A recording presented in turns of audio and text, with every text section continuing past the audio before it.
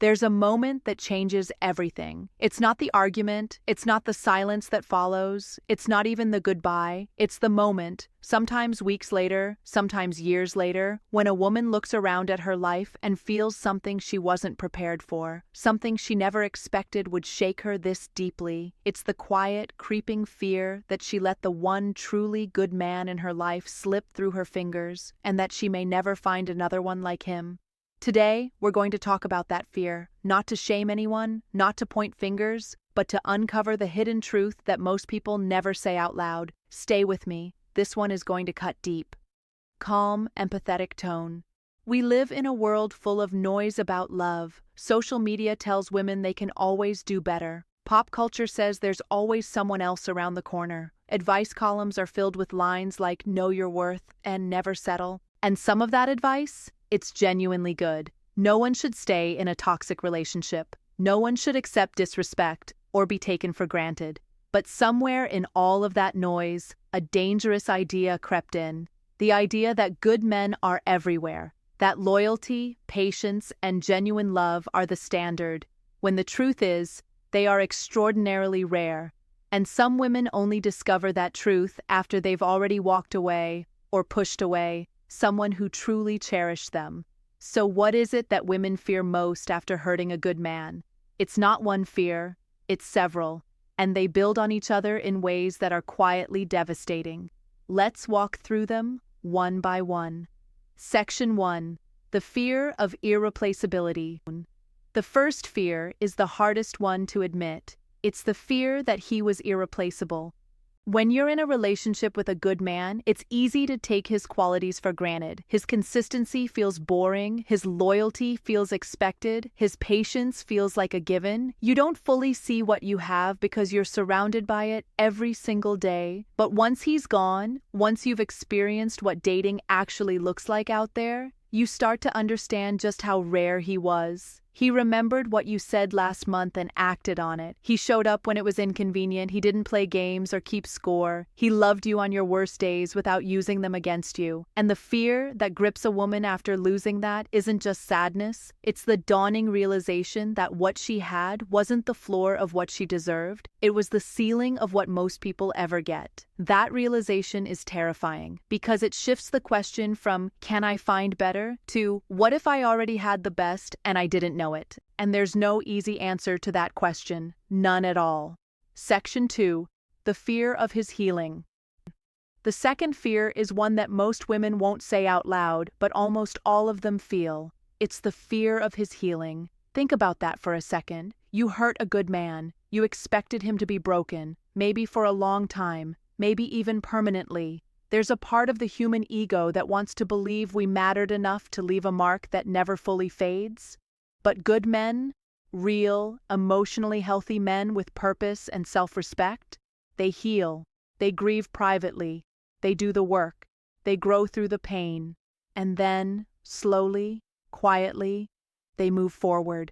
And when you see him thriving, when you see him at peace, maybe even in a new relationship where he's pouring all of that loyalty and love into someone else, something inside you breaks a little. Not because you want him back necessarily, though sometimes you do, but because you realize his best years, his open heart, his willingness to truly love, he's giving all of that to someone else now. Someone else gets the man you shaped, the man who, in some cases, became better because of the pain you put him through. That is a specific, unique kind of heartache that's very difficult to put into words, and for many women, it never fully goes away.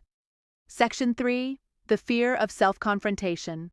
The third fear is the one that requires the most courage to face. It's the fear of looking in the mirror. When you hurt someone who genuinely didn't deserve it, whether through betrayal, emotional unavailability, taking them for granted, or simply choosing someone else, you eventually have to ask yourself a very uncomfortable question. Why did I do that? And that question opens a door to a room most people avoid their entire lives. Maybe it was fear of intimacy, maybe it was self-sabotage, a deep-seated belief that you didn't deserve someone who truly loved you. Maybe you were chasing excitement and mistaking chaos for passion. Maybe unhealed wounds from your past made you pull away from anything that felt too safe, too stable, too real. This kind of self-reflection is painful, but it's also the most important work a person can do, because without it, the cycle continues.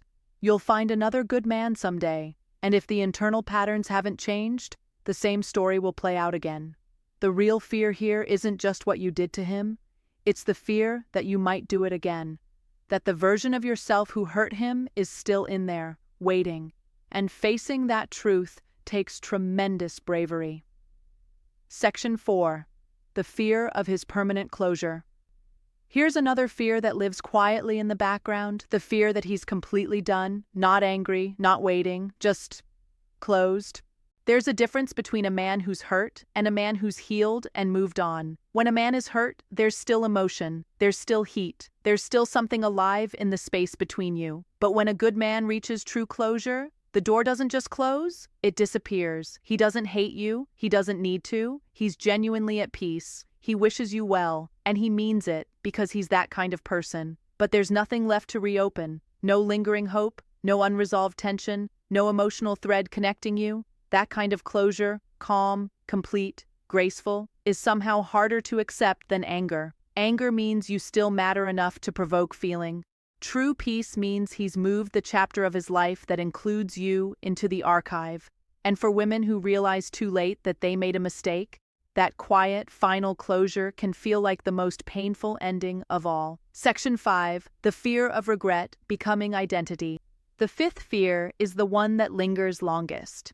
It's the fear that regret will become identity, that the woman who hurt a good man will be a permanent label, something carried silently through every relationship that comes after. And here's where the conversation has to shift, because this fear, more than any of the others, has a choice attached to it. You can let regret be a story you tell about yourself, one that justifies not fully trying again, not fully trusting again, not fully loving again. Or you can let regret be a teacher. The woman who truly learns from having hurt a good man doesn't repeat the pattern. She does the deep work. She develops self-awareness. She builds the capacity for real intimacy. She recognizes value before it's gone. She becomes someone who knows how to love with maturity, not just intensity. That transformation doesn't erase what happened, but it means something came from it, something real and lasting. And that is perhaps the most powerful response to every fear we've talked about today. The truth. So what's the hidden truth behind all of these fears?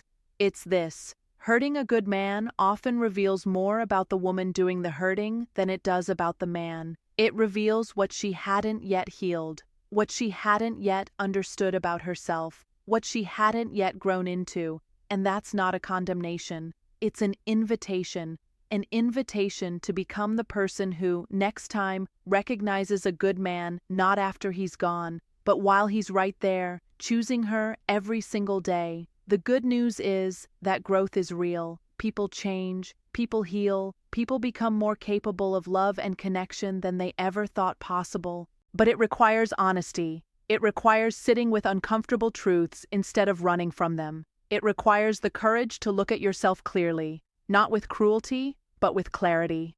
If you watch this video today and something in it hit close to home, that's not a coincidence, and it doesn't have to be a source of shame. It can be a starting point.